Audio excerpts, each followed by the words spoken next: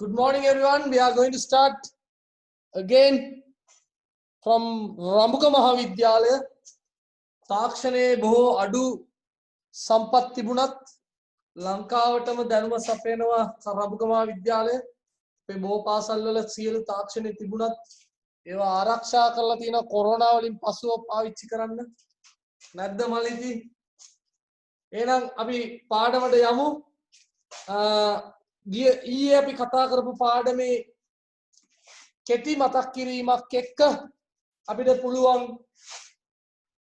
පාඩමට යන්න. නමුත් මම හැම දෙයක් ගැනම කියන්න යන්නේ නැහැ. මූලික කොටස ගැන විතරයි කතා කරන්නේ. ඊයේ මතක් කරපු අර ලේට් කමර්ස්ලා ඉනවා ගොඩාක්. ඉන්න පොඩ්ඩක් පරක් වෙනවා. අර කතාවක් තියෙන මම මිට කලින් කියලා තියෙනවද දන්නේ නැහැ කතාව. අර ළමයේ ගෙදරට ගෑන් ළමයේ පරක්කු වෙලා ආවලු ගෙදරට. අම්මා අහනවා මොකද ළමයෝ පරක්කු? එතකොට අර ළමයා දුමිදි ලස්සනයි. එතකොට ඒ ළමයා කියනවා අම්මේ බලන්නකෝ කොල්ලෙක් ආවනේ අම්මේ පස්සේම කියලා කිව්වා. ඒතර අම්මා කොල්ල ළමයෝ කොල්ලෙක් එනවා නම් පස්සේම උඹ ඉක්මනට එන්න එපා ගෙදර කියලා. එතකොට කෙල්ල ගෝල නෑනේ අම්මේ අර කොල්ල ආවේ බොහොම එමින් අම්මේ. ඒකයි මම පරක්කුනේ කිව්වා. ඒ වගේ මේ ලේට් කමර්ස්ලා ඉන්න අපේ තාම එනවා. සමහර අය ටැමිල් මීඩියම් එකටත් රින්ගුව පොඩ්ඩක් ඇවිල්ලා බලබලා හිටියා. ඊපස්සේ දැන් ගිහිල්ලා ආවේ නෑ අපෝ. හරි කොහමද? අපි කතා කරේ verbs පාඩමට එමු එනවා. අපි ක්‍රියාපද ගැන කතා කරා. ක්‍රියාපද වර්ග කීපයකට වෙන් කරනවා කියලා ඉගෙන ගත්තා. මොකද්ද? එකක් තමයි එයාගේ ෆෝමේෂන් එක අනුව අපි වෙන් කරනවා හුවා. එකක් කර්මපදය අනුව වෙන් කරනවා හුවා. ෆෝමේෂන් එක අනුව වෙන් කරනවා හුවා. අද අපි කතා කරන පාඩම අපි ඊයේ කතා කළ භාගයට නවත්තපු පාඩම තමයි කර්මපදයක් අනුව ක්‍රියාපදයක් වෙන් කරන ආකාරය. කර්මපදයක් අනුව ක්‍රියාපදය අපි වර්ග කළා මේ විදිහට. transitive verb, intransitive verb, detransitive verb, නැත්නම් intensive verb කියලා වෙන් කරා. එහෙම නේද තරුසි? transitive verb කොහොමද මොකද වෙන්නේ? අර පොඩි බබාට කිරි ටිකක් දීලා එක්ක යන්න කියන්නත් නේ. හරි. පොඩි බබා ඔෆ් කරන්න ඕන නැත්නම් මයික් එක ඔෆ් කරන්න. බලමු. එහෙනම් transitive verb, intransitive verb, detransitive verb නැත්නම් ditransitive verb, එහෙම නැත්නම් intensive verb කියලා ක්‍රම හතරකට වෙන් කළා කියලා ඊයේ අපි කතා කළා. මතක ඇති. ඕකේ අපි ඒක ඉතුරු කොටසට යන්න හදන්න. එහෙනම් බලමු. objects කර්මපදය කියන්නේ මොකක්ද කියලා ඊයේ ඉගෙන ගත්තා. කර්මපදය කියන්නේ වාක්‍යයක තියෙන කර්මපදය හොයාගන්න ක්‍රමය. ප්‍රශ්න තුනක් අහන්න කිව්වා. කාටද කාවද මොකද්ද? කාටද කාවද මොකද්ද කියලා ප්‍රශ්න වලට උත්තරයක් තියෙනවා නම් වාක්‍යයක අන්න ඒ වාක්‍යයේ ක්‍රියාපදයක් කර්මපදයක් තියෙනවා. උදාහරණයකට he ate buns මම පොඩ වේගෙන් යන්නේ ඊයේ කතා කරපු ඉඳලා he ate buns ඔහු බනිස් කෑවා. එතකොට අපි අහනවා ප්‍රශ්න තුනක්. මොකද්ද කෑවේ? කාවද කෑවේ? කාටද කෑවේ? කියලා ප්‍රශ්න තුනක් අහනවා. එතකොට මේ ප්‍රශ්න තුනට උත්තරයක් හම්බුණාද? ඔව් හම්බුණා. මොනවද කෑවේ? බන්ස්. කාටද කෑවේ? නැහැ. කාවද කෑවේ? නැහැ. පොඩ්ඩක් ඉන්න මැකිනවා මේවා.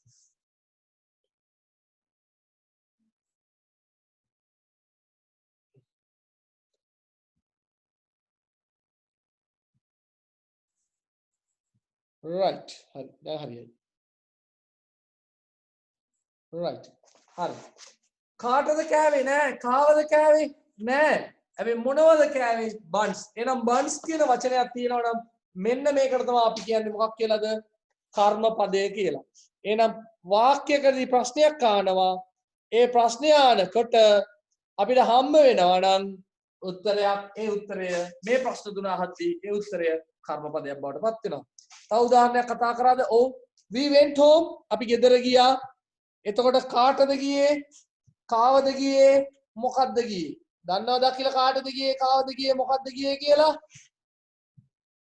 නෑ නේද? නෑ. එහෙනම් උත්තර නැහැ. උත්තර නැති හින්දා අන්න අපි කියනවා මේ වාක්‍යයේ කර්මපදයක් නැහැයි කියලායි අපි කියන්නේ. පැහැදිලිද? no objects කර්මපදයක් නැහැ.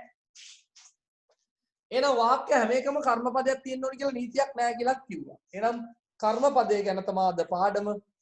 transitive verbs. Transitive verb කිව්වේ වාක්‍යයක තියෙන්නේ එක කර්මපදයක් නම් ඒ වාක්‍යයේ තියෙන ක්‍රියාපදය transitive verb එකක් වෙනවා. අටලෝ ගන්න එපා. වාක්‍යයක තියෙන්නේ එක කර්මපදයක් නම් ඒ වාක්‍යයේ තියෙන ක්‍රියාපදය transitive verb වෙනවා. උදාහරණයකට බලන්න. only one object. හොඳේ. අන්න බලන්න. She gave money. ඒකේ සල්ලි දුන්නා. කාට දුන්නේ? කාවද දුන්නේ? මොකද්ද දුන්නේ? ප්‍රශ්නය අද්දි අපිට හම් වෙනවා money. අනිත් ඒවාට අපි හම් වෙන්නේ ස්තනක්. ඒ හින්දා money කියන්නේ එක කර්මපදයක්. එක කර්මපදයක් තියෙන හින්දා gave කියන එක අපි කිව්වා transitive verb.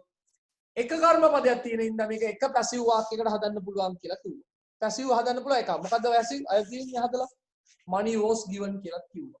okay right. අනිත් උදාහරණෙත් අපි බලමු එනවා. transitive verb එකේ තව උදාහරණයක් කිව්වා she told me. ඒකේ මට කිව්වා. එහෙනම් අපි අහනවා අර ප්‍රශ්න තුන. ඔන්න වියට්නාමෙනුත් සම්බන්ධ වුණා ඕගොල්ලන්ගේ පාඩම් බලන්න. හොඳේ? හරි. she told me. ඇය මට කිව්වා. කාටද කිව්වේ? කාවද කිව්වේ? මොකද්ද කිව්වේ? උත්තර තියනවාද? බලමු අපි. ඔව් මට කිව්වේ. අනිත් ඒවාට උත්තර නැහැ. නමුත් එක උත්තරයක් තියෙන හින්දා මෙන්න මෙතන තියෙන told කියන එක මොකද්ද? transitive verb. එක passive එකයි හදන්න පුළුවන්. අන්න I was told කියලා එනවා. මේවා ඊයේ කතා කරේ එකයි මේ කෝච්චි වගේ දුවන්නේ. හොඳේ? transitive verb තව උදාහරණයක් දුන්නා. ඒක දැන් වැඩක් නෑනේ අපි කතා කරපු ඒවා. අර තියෙන්නේ ඊයේ කතා කරපු තවත් උදාහරණයක් පුතේ. right බලමු අපි. අනිත් එක කතා කරමු. intransitive verb කිව්වා. intransitive අද ගොඩක් කතා කරන් තියෙන ඉඳන් මම මේකෙන් දුවන්නේ. intransitive verb කියන්නේ කර්මපදයක් නැති වාක්‍යය. යකෝ එහෙමත් වාක්‍ය තියෙනවාද? අපේ ඉස්කෝලේ කියලා දීලා තියෙනවානේ SVO කියලා තියෙන්න ඕනි කියලා. නේ subject verb object තියෙන්න ඕනි කියලා තියෙනවානේ කියලා හිතෙයි. ඔව් එහෙම තියෙනවා. නමුත් කර්මපදයක් තියෙන්න ඕනි කියලාම නීතියක් නැහැ. SV වෙන ඒවා තියෙන්න පුළුවන්. නේ එහෙනම් බලමු අපි උදාහරණයක්. මේ තියෙන්නේ she came home. ඒකී ගෙදර ආවා. මොකක්ද ආවේ? කාටද ආවේ? කාවද ආවේ? උත්තර තියෙනවද? මේ එකකටවත් උත්තරයක් හම්බ වෙන්නේ නැහැ පුතේ. මේ එකකටවත් උත්තරයක් හම්බ වෙන්නේ නැහැ. ඒත් අපි කියනවා no object. කර්මපදයක් නැහැ. කර්මපදයක් නැති ඉඳ පුතේ මේ වාක්‍ය passive වලට හරවන්න බෑ. no passive. එහෙනම් කවුරු හරි මේ වාක්‍ය ලියලා මේ වාක්‍ය passive කරන්න කිව්වොත් ඔයගොල්ලන් කියන්නේ අනේ බෑ මේක passive කරන්න බෑ. ඇයි බැරි? මේකේ තියෙන intransitive verb එකක් කියලා ලස්සන සුද්ධ ඉංග්‍රීසියෙන් කියන්නේ. මේකේ තියෙන intransitive verb එක මාරු කරන්න බෑ. ඒතකොට දන්නේ නැති කන අහනවා මොකද්ද බං intransitive verb? අන්න එහෙම අහන්න.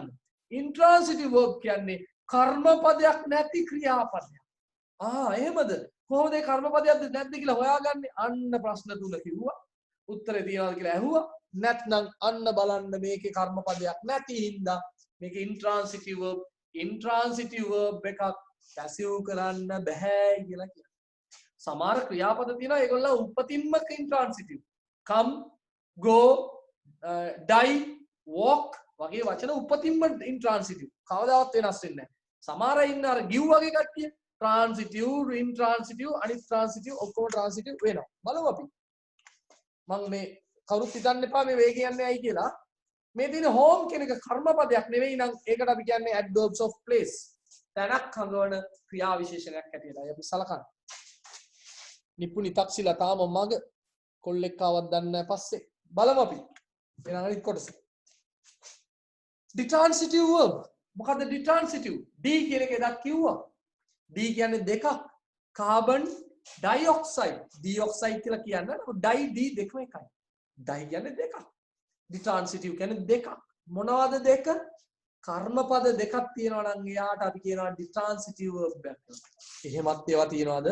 ඔව් තියෙනවා. two objects තියෙන්න ඕනේ. object දෙන්නයි. I think බලමු උදාහරණේ. අනිත් පැත්තේ ගිහිල්ලා දින් මට හදා ගන්න බැරි වුණා. කවන්න අපි බලමු. එතකොට බලා ගන්න පුළුවන් ඊයේ ඉගෙන ගත්තනේ. she gave me money. ඒකි මට සල්ලි දුන්නා. ඒකි මට සල්ලි දුන්නා.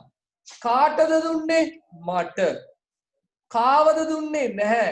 මොනවද දුන්නේ? සල්ලි. එහෙනම් දෙකක් තියෙනවා පුතේ. කර්මපද දෙකක් තියෙනවා.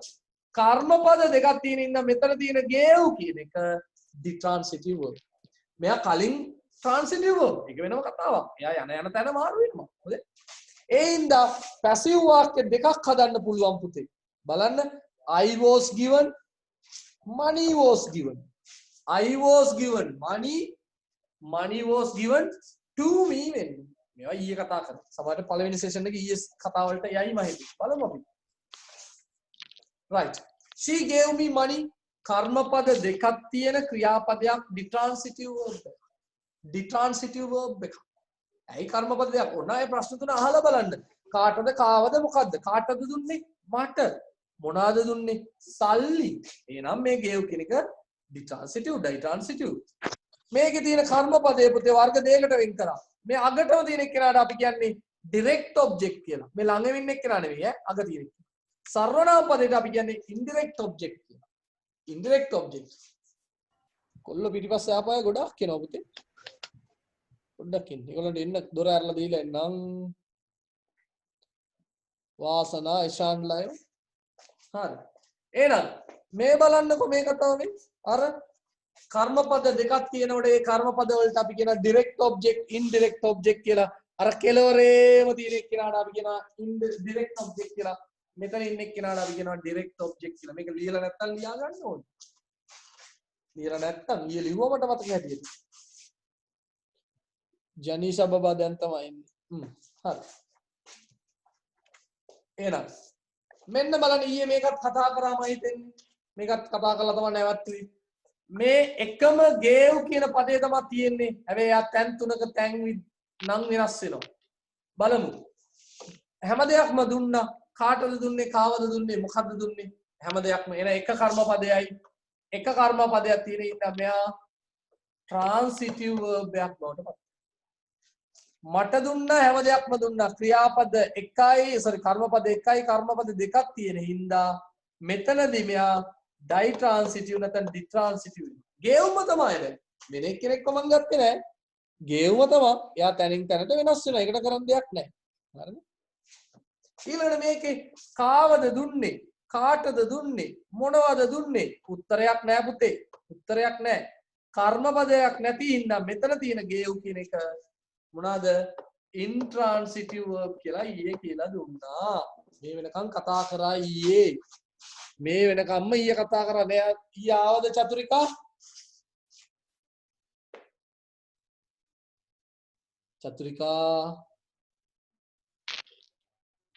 චතුරිකාට ඇහෙනවද මාව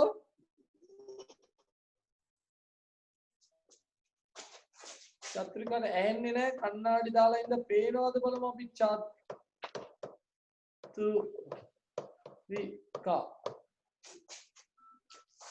ඇහෙනවද චතුරිකා වයර් ටික අමුල්ලා ගන්නකො චතුරිකා බලන්න හරි හොඳයි ඇහෙන්නේ නැත්නම් එහෙම කියන්න පුතේ අකිල ඇහෙනව නේද මාව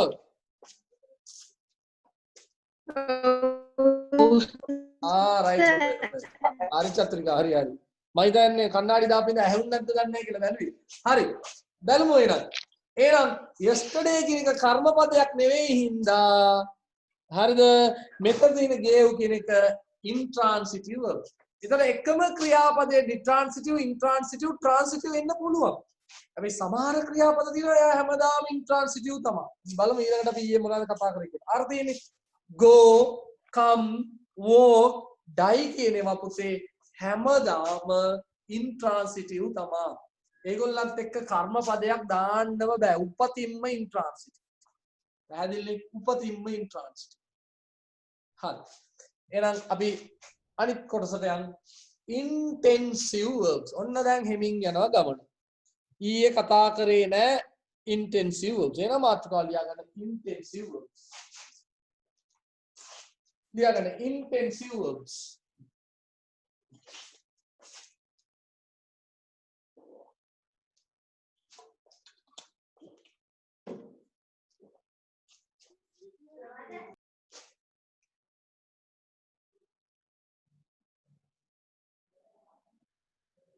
මොකක්ද intensive verb එකක් කියන්නේ?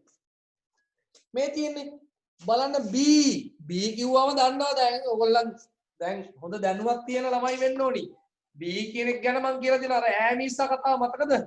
අර chart එක ඈමීසා was will be have been has been had been will have been am being is being are being අර වගේ දේවල් වල අපි ගොඩක් දුරට මෙතන ගන්නේ am is was will be have been has been had been will have been. ඒ ටික තමයි හොඳේ.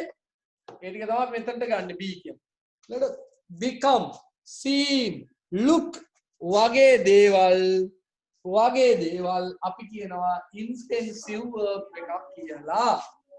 ඇයි මේවත් එක්ක පුතේ එක්ක නාම විශේෂණ එන්නේ. බලන්න පොඩ්ඩක් කර්මපදයක් එන්නේ නැහැ. බලන්න එක උදාහරණයක් මම දුන්නා. පේනවද උදාහරණේ? It became famous. ඒක ප්‍රසිද්ධ වුණා. මෙතන තියෙන became කියන පදය පුතේ අපි කියන්නේ intensive verb එකක්. intensive verb එකක් කියලා තමයි කියන්නේ. තව මේක අතාරින්නකො මේක අමාරු නම් මේ බලන්න. talks about the subject. හොඳේ. ඒ කියන්නේ intensive verb එකක් කියන්නේ කර්තෘ ගැන තමයි කතා කරන්නේ. ලියා ගන්න. intensive verb කියන්නේ කර්තෘ ගැනම පවසයි. ලියා ගන්න. සාධනේ intensive verb එකට ලියා ගන්න note එකක් කර්තෘ ගැනම පවසයි.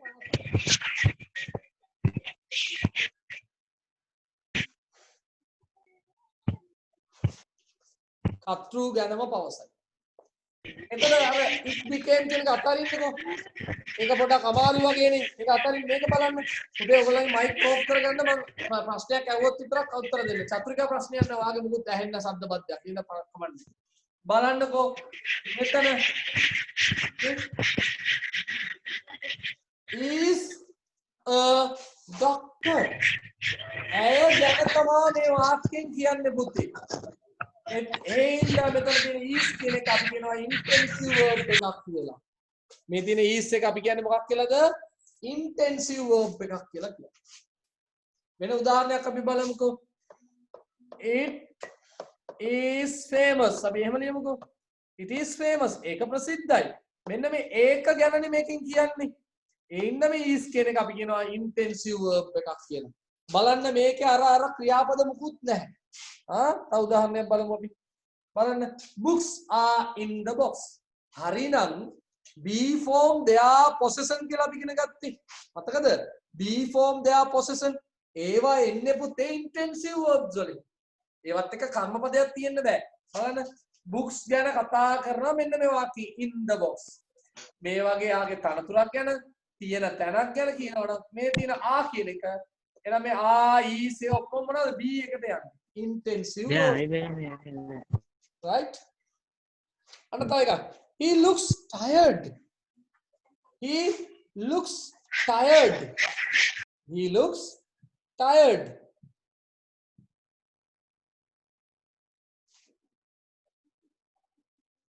All right. He looks tired. බලන්න. ඔහු මහන්සි වගේ පේනවා. looks tired එකේ පේනවා මහන්සි වගේ පේනවා. මෙයා ගැන විස්තරයක් කියනවා පුතේ. මෙයා ගැන විස්තරයක් කියනවා. ඒවට කියන intensive verb එකක් කියලා. දැන් looks කියන එකත් එක විදිහක intensive verb එකක්. උදාහරණයක් තියෙනවද බලමු. අපි බලමුකෝ. එතකොට we are ready, you are late, I am a doctor, she is a beautiful girl, we are in Kalavana, you will be happy වගේ දේවල් අර be form there වලින් කියපු දේවල් අපි කියන්නේ intensive verb එකක් කියලා. right. බලන්න උදාහරණ ටිකක් තියෙනවා. බලන්න පුතේ. they are busy. නාම විශේෂණයක් තියෙන පුතේ. ඔකට කියන්නේ අපි නාම විශේෂණයක්. මේ busy මේ රතු පාටෙන් දෙන එක නාම විශේෂණයක්. මේක පස්සේ ලියා ගන්න දෙන්නම් මං හොඳේ. දැම්ම නෙමෙයි. ඊළඟට බලන්න.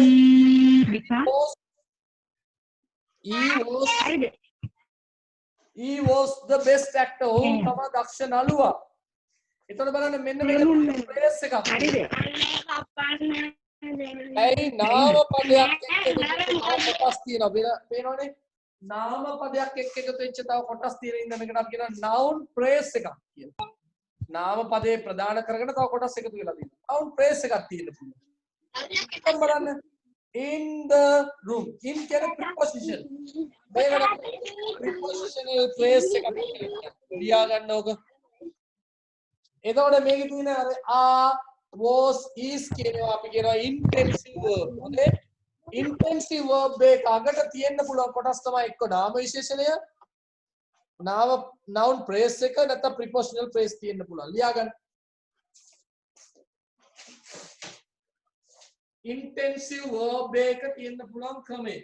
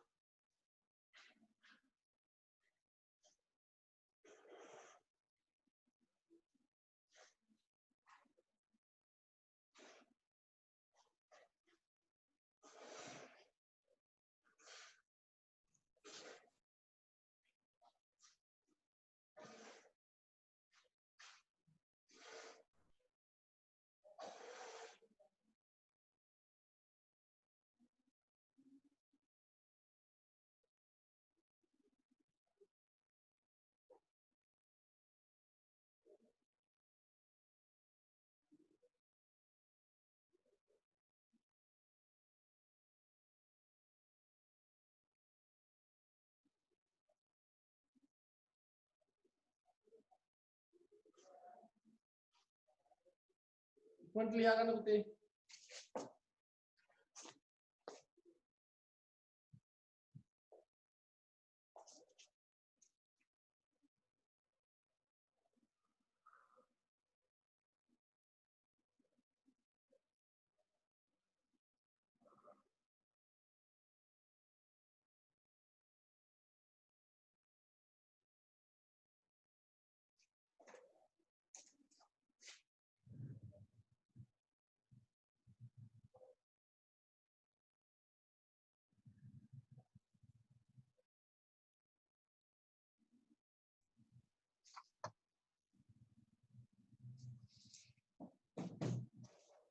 right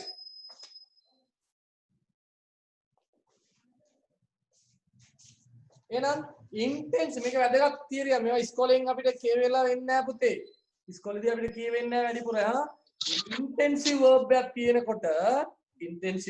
තියෙනකොට මෙතන ඕන මේ they seem busy වෙන්නත් පුළුවන් they seem busy they became busy වෙන්නත් පුළුවන් එතකොට අර seem became මන් දුන්නු ක්‍රියාපද ටික තියෙනකොට තියෙන්න පුළුවන් එක්කෝ මේ වගේ නාම විශේෂණයක් මේ වගේ noun phrase එකක් නැත්නම් මේ වගේ preposition එකකින් පටන් ගන්න ඉන්න මේකට කියනවා prepositional phrase එකක් සංසුක ආදර සර් ඇහෙන්නේ නැහැ පරක් වෙලාවත් right එහෙනම් අපි යන් අනිත් කොටසට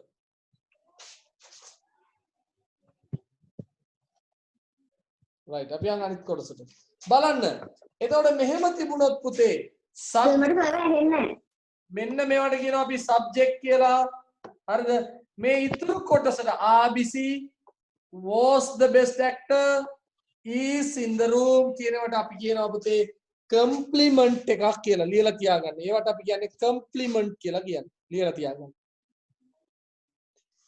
ඒවට අපි කියනවා compliment කියලා. එතකොට මෙතන noun මේ මොකද object නෑ. මේ ඔක්කොටම අපි කියන්නේ compliment. මේවා compliment. හරිද? adjective, noun phrase, prepositional phrase ඒවට අපි කියනවා compliment එකක්. subject මේ තියෙන verb එකෙන් පස්සේ තියෙන ඔක්කොම එකතු කරලා compliment එක.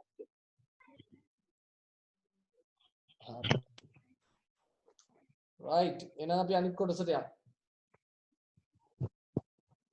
right මෙතනට වෙනකම් මොනාරි ගැටුවක් තිබුණොත් අහන්න.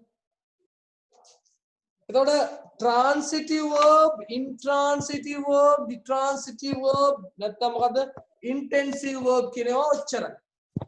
දැන් අපි ඊළඟට කතා කරන්න යන්නේ බොහෝ දුරට අපි try කරමු ඊළඟ session එකකින් අපි කතා කරන්නට යන්නේ එක වාක්‍යයක කර්මපදයක් නැත්නම් අර ඉතුරු ඒවට මොකද්ද අපි කියන්නේ?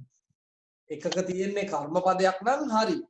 කර්මපදයක් නැත්නම් ඒ ඉතුරු ඒවට කියන නම මොකක්ද? ඉතුරු ඒවා කොහොමද පාවිච්චි කරන්නේ? එහෙනම් මම පොඩි summary එකක් දෙන්නම්. ඊයේ අදයි කරපු අර මුල් කොටස ගැන පොඩි summary එකක් දෙන්නම්. හොඳට අහගන්න. ක්‍රියාපදය පුතේ කර්මපදයේ පරදනම් කරගෙන අපි වර්ග 4කට බෙදුවා. transitive verb දැන් ඇස් වාගෙන මේක දිහා අහගෙන හිටියම හොඳටම ඇති. ඉතින් මොකුත් ලියන්න ඕනේ නැහැ. මේක දිහා අහගෙන හිටියම හොඳටම ඇති. හොඳේ. මොකද මං කිව්වේ කර්මපදයේ පදනම් කරගෙන ක්‍රියාපදය වර්ග 4කට බෙදුවා.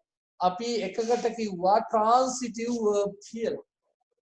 හරිද? ඊළඟට අපි කියුවා intransitive verb කියලා. ඊළඟට අපි කිව්වා intransitive verb කියලා. ඊළඟට අපි කිව්වා intensive verb කියලා. එතකොට මාත් එක්කම සම්බන්ධ වෙන්න පුළුවන් ඉරුෂ තේරෙනව නේද ඉරුෂ? ඔව් සර් තේරුණා. හොඳයි. එතකොට එහෙනම් transitive verb කියන්නේ කර්මපද එකක් ඇති ක්‍රියාපදය අපි transitive verb එකක් කියලා කියනවා. transitive verb එකක් තියෙනකොට ඒ වාක්‍ය අනිවාර්යෙන් එක passive වාක්‍යයකට හදන්න පුළුවන්. හරි නේද නෙත්මිනි? එක passive වාක්‍යයකට හදන්න පුළුවන්. හරි නේද? ඊළඟට කර්මපද දෙකක් තිබුණොත් ඒකට අපි කියනවා ditransitive verb නැත්නම් ditransitive verb කියලා කියනවා. ditransitive නැත්නම් ditransitive දෙකම හරි මම කියුවා director director කියලා කියනවා. American English British English දෙක හින්දා. හොඳේ. in the ditransitive verb කියන්නේ කර්මපද දෙකක් තියෙනවා ක්‍රියාපද. කර්මපද දෙකක් තියෙන හින්දා ඒකෙන් passive වාක්‍ය දෙකක් හදන්න පුළුවන්. You can make two passive sentences. පැහැදිලිනේ? එතකොට those two objects named as ඒවා නම් කරනවා අපි indirect object direct object. අර කෙලවරේම ඉන්න එක්කෙනාට අපි කියනවා indirect object කියලා. අර මුලින්ම ඉන්න එක්කෙනාට කියනවා අපි direct object කියලා. ගොඩක් දුරට direct object සර්වනාම පදයක් නැත්නම් පුද්ගලයෙක්ව හඳුන්වනවා. ඊළඟට transitive intransitive. intransitive කියන්නේ කර්මපදයක් නැති ක්‍රියාපදයක් කියලා කිව්වා. ඒක ගැන තමයි ඊළඟට අපි කතා කරන්නේ. කර්මපදයක් නැති ක්‍රියාපද කියලා කිව්වා. කර්මපදයක් නැති ක්‍රියාපද එක තියෙන්න පුළුවන් වෙන වෙන කොටස්. සමහර intensive ක්‍රියාපද තියෙනවා intransitive ක්‍රියාපද තියෙනවා පුතේ උපතින්ම intransitive. මොනවාද?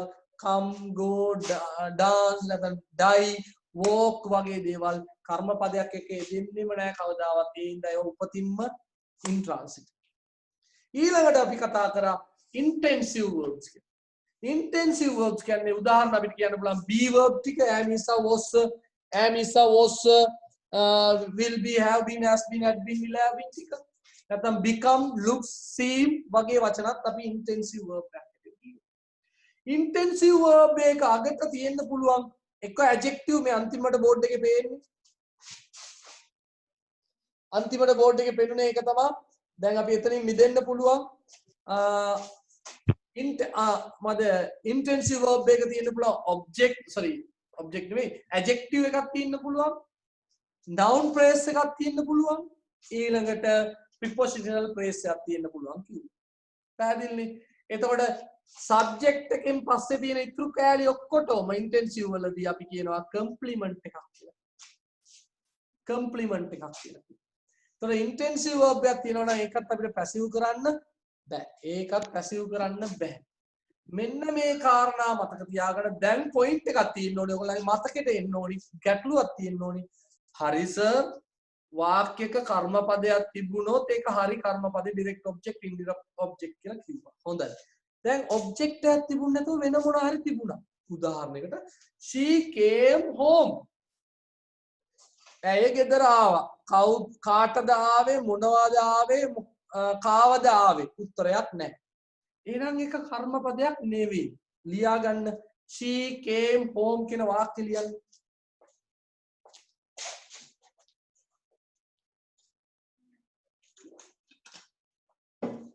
she came home කියන එකේ කර්මපදයක් නැත. එහෙනම් home කියන්නේ මොන පදයක්ද කියන එක තමයි අපේ ප්‍රශ්න. ඊළඟ ලියන්න.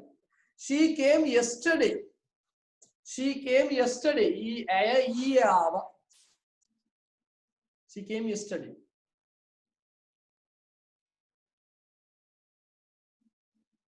එහෙනම් ඒකෙත් කර්මපදයක් නැහැ. එහෙනම් yesterday කියන්නේ මොකද්ද?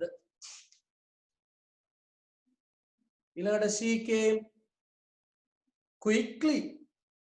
She came quickly. නැත්නම් she came happily. එහෙනම් happily කියන්නේ මොන පදයක්ද? මෙන්න මේවා ගැන තමයි අපි ඊළඟ සෙෂන් වලදී ඉගෙන ගන්න හදන්නේ. දැන් දැනට මෙච්චර වෙලා ඉගෙන ගත්ත ඒවායින් මොකක් හරි ගැටලුවක් තිබුණොත් අහන්න හොඳ ළමයි වගේ. මොනවා හරි ගැටලුවක් තිබුණොත් මෙච්චර වෙලා කතා කරපු ටිකේ ගැටලුවක් තිබුණොත් අහන්න බලන්න. විනාඩියක් දෙන්නම් කල්පනා කරන්නත් එපා ප්‍රශ්නේ අහන්න.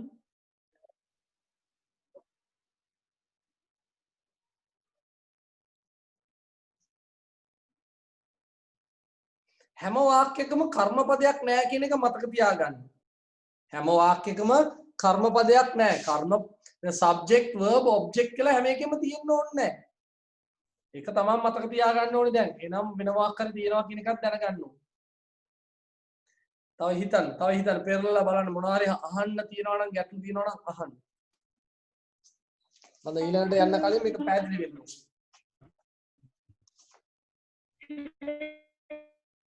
මොකද පුතේ? ඇයි නෑ පුතේ? හංසනි ඉන්නවද හංසනි? හංසනි කලින් ටැමින් මීඩියම් එකට ආවා ඊට පස්සේ මම දැක්කේ නෑ. ඉන්නවද? ඉන්නවා නේ. හංසනි දෙවල ටිකක් ඉගෙන ගත්ත හොරෙන් ඇවිල්ලා නේ. නෑ සර් ගෲප් එකේ දාලා තිබ්බේ 11යි 20 කියලා. එහෙමද? හරි. නෑ කමන්න ඇවිල්ලා බලන්න ඒව මොනවද වෙන්නේ කියලා බලන්න. ඒක වැරද්දක් නෑ. එම අවුලක් නෑ හොඳේ. සර් මං ඊ ක්ලාස් එකට හිටියේ නැහැ සර්. ඒ ටික ගන්නෙ කොහොමද? ඊයේකට හිටියේ නැත්තම් දේවලෙන් ගහන්න වෙනවා දෙයක් තුනක්. ඒක තමයි මුලින්ම කරන්නේ. අනේ නෑ සර්. මේ ඊයේකට හිටපු නැතිව අපි දාන්න Google Classroom එකට ඒකෙදි බලා ගන්න පුළුවන්. හොඳේ? Google Classroom එකට ඉන්නවද? මේ මොකද්ද සේ? හරි group එකේ දාන්න Google Classroom එකේ link එක අදත් ආපහු ඒ ටිකේදී පරණ ටික බලන්න. හොඳේ? තව කවුද කිව්වා ඊයේ පෙරේදා දවස් ගාණයි තියෙන්නේ. තව මාසයයි දවස් 4යි තව දවස් ගාණයි තියෙන්නේ පුතේ ඔයගොල්ලන්ට මේවා අඩුපාඩු හදාගන්න. හරි මොනවා හරි ගැටලු තියෙනවා නම් අහන්න. මෙන්න මොනවා හරි ගැටලු.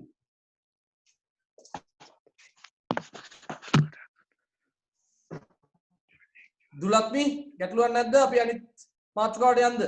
හරි. එතකොට තව විනාඩි 2යි තියෙන්නේ. ඉඳ අපි ඊළඟ සෙෂන් එකේම අලුත් පාඩම පටන් ගමු. නැත්තම් දැන් අලුත් පාඩම කියන්නේ දැන් මම කියවනේ මොකද්ද පාඩම කියලා ඔළුවේ වැඩ කරන්න ඕන. තව විනාඩි 5ක බ්‍රේක් එකක් අරගෙන අපි එමු. අලුත් පාඩම කියන්නේ මොකද්ද කියලා දැන් දැනගෙන ඉන්න ඕනේ ඔයගොල්ලෝ. අපි කර්මපද නැති කර්මපදයක් නැත්නම් වාක්‍යක වෙන මොනවාරි තියෙනවනේ. ඒවා මොනවද කියලා තමයි ඉගෙන ගන්න යන්නේ. මේක තේරුම් අරගෙන පාඩමට එන්න. කර්මපදයක් නැත්නම් තව මොනවද වාක්‍යක තියෙන්නේ? ඒවා මොනවද? අපි මෙච්චර කල් ලියලා තියෙනවනේ ඕන තරම් නේ. ඒවා මොනවද කියලා අපි ඉගෙන ගන්න ඕනි. හරිනේ? ඒ ගැන බලමු ඉදිරියේදී. එන තව විනාඩියයි වගේ තියෙන්නේ. ඉඳ අපි දැනට මේකෙන් සමුගමු. තව විනාඩි 5කින් විතර. ඒ කියන්නේ 12යි 25යි 12 මාර්ට මෙන්නකො විනාඩි 7ක් වගේ තියෙනවානේ. 12 මාර්ට ආපහු ලොග් වෙන්න ඉන්න. හැමෝම 12 මාර්ටම ලොග් ඔන් වෙන්න බලන්න. ඒක ලේසි. පොඩ්ඩක් හිර වෙයි කමක් නෑ. එහෙනම් අපි හමු වෙමු බ්‍රේක් එකකින් පසු.